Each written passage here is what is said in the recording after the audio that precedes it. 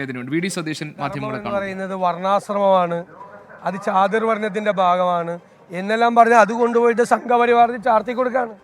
സംഘപരിവാറിന് മാത്രം അവകാശപ്പെട്ടതാക്കി മാറ്റിയാണ് സനാതനധർമ്മത്തെ. അത് ഞാൻ പറഞ്ഞതുപോലെ ഇന്ത്യയുടെ കൾച്ചറൽ ലെഗസിയാണത്, സാംസ്കാരിക പൈതൃകമാണ്.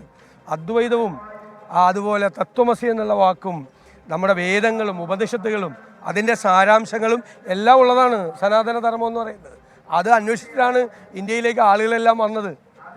അത് നമ്മുടെ ഋഷി പാരമ്പര്യത്തിൻ്റെ ഭാഗമാണ്. അതെല്ലാം സംഘപരിവാറിന് ആണ് എന്ന് പറയുന്നത് പോലെയാണ്. ഞാൻ പറഞ്ഞതുപോലെ അമ്പലത്തിൽ പോകുന്നവരും ചന്ദനം തൊടുന്നവരും കാവ്യ ഉടുക്കുന്നവരെയൊക്കെ RSS ആണെന്ന് പറയുന്ന പോലെയാണ്.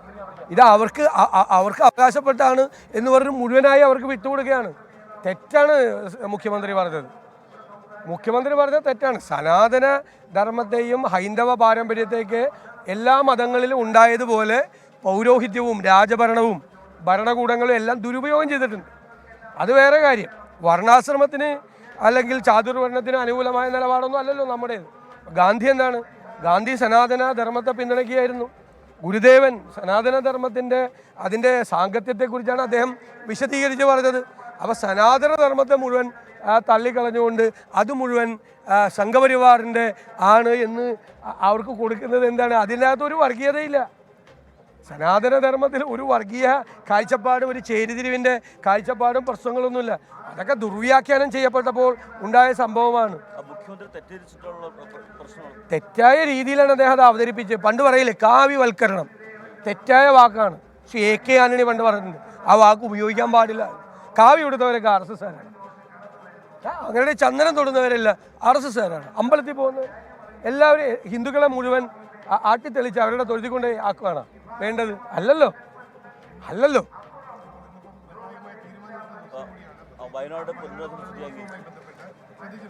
ഞങ്ങൾ ആ യോഗത്തിൽ പങ്കെടുത്ത ആളാണ്.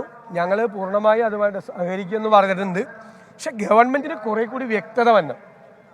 ഉദ്യോഗസ്ഥ തലത്തിൽ കാര്യങ്ങൾ കുറേ കൂടി വേഗത്തിലാക്കണം. ഞങ്ങൾ ആ യോഗത്തിൽ ആവശ്യപ്പെട്ട് തന്നെ ഒരു ടൈം ഫ്രെയിം ഉണ്ടാകണമെന്ന്. ഇനി അങ്ങനെ നീട്ടിക്കൊണ്ടുപോകാൻ പറ്റത്തില്ല. ഒരു സമയത്തിൻ്റെ ഇത് വേണം. ആ സമയക്രമത്തിൽ നേരത്തെ പ്രഖ്യാപിച്ച ആ സമയത്ത് അത് തീർക്കണം.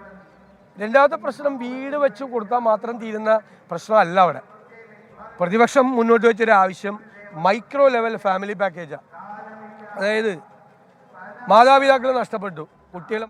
നമ്മൾ ഇതിനിടയിൽ കണ്ടത് പ്രതിപക്ഷ നേതാവ് വി ഡി സതീശന്റെ അദ്ദേഹം മാധ്യമങ്ങളെ കണ്ട് രണ്ട് വിഷയങ്ങളിൽ അഭിപ്രായം പറഞ്ഞതാണ്. ഒന്ന്, സനാതന ധർമ്മത്തെക്കുറിച്ച് മുഖ്യമന്ത്രി പിണറായി വിജയൻ ശിവഗിരി തീർത്ഥാടന മഹാസമ്മേളനത്തിൽ നടത്തിയ പരാമർശങ്ങൾ രാഷ്ട്രീയ വിവാദമായിട്ടുണ്ട്. സനാതന ധർമ്മത്തെ പൊളിച്ച ഒരു നവയുഗ ധർമ്മമാണ് ശ്രീനാരായണ ഗുരുദേവൻ കൊണ്ടുവന്നത്. അതുകൊണ്ട് സനാതന ധർമ്മം എന്നത് ഹൈന്ദവ ഫാഷിസ്റ്റുകൾ അല്ലെങ്കിൽ ഹിന്ദുത്വവാദികൾ മുന്നോട്ട് വെക്കുന്നതാണ്. അതിനെ പൊളിച്ചിട്ടൊരു ധർമ്മത്തെക്കുറിച്ചാണ്, അതായത് മാനുഷികതയിൽ ഊന്നിയിട്ടുള്ള മാനവികതയിൽ ഊന്നിയിട്ടുള്ള വിശ്വദർശനമാണ് ഗുരുദേവൻ അവതരിപ്പിച്ചത്. അതുകൊണ്ട് സനാതന ധർമ്മത്തിന്റെ ഭാഗമാക്കാൻ ഗുരുദേവനെ അതിന്റെ ഭാഗമാക്കാനുള്ള ശ്രമം നടത്തുന്നു എന്നാണ് പിണറായി വിജയന്റെ വിമർശനം ഉണ്ടായത്. അതിനെതിരെ ആണ് ഇപ്പോൾ വി ഡി സതീശൻ പറഞ്ഞിരിക്കുന്നത്. സനാതന ധർമ്മത്തെ കൂട്ടിവെച്ച, അതിനെ ചേർത്ത് പിടിച്ച ആളാണ് ഗുരുദേവനെന്നും സനാതന ധർമ്മം അതിന്റെ അവകാശമൊക്കെ BJP-ക്കാർക്ക് അല്ലെങ്കിൽ RSSന് വിട്ടുകൊടുക്കുന്നതിന് തുല്യമാണ് മുഖ്യമന്ത്രി നടത്തിയിട്ടുള്ള പരാമർശം എന്നുമാണ് വി ഡി സതീശൻ ഇപ്പോൾ പറഞ്ഞത്. അദ്ദേഹം മുഖ്യമന്ത്രി നടത്തിയ പരാമർശങ്ങളിൽ ചില രാഷ്ട്രീയ പിഴവുകൾ ഉണ്ടായിട്ടുണ്ട് എന്ന് ചൂണ്ടിക്കാണിക്കുകയായിരുന്നു വി ഡി സതീശൻ ഇപ്പോൾ ചെയ്തത്. മറ്റൊന്ന്,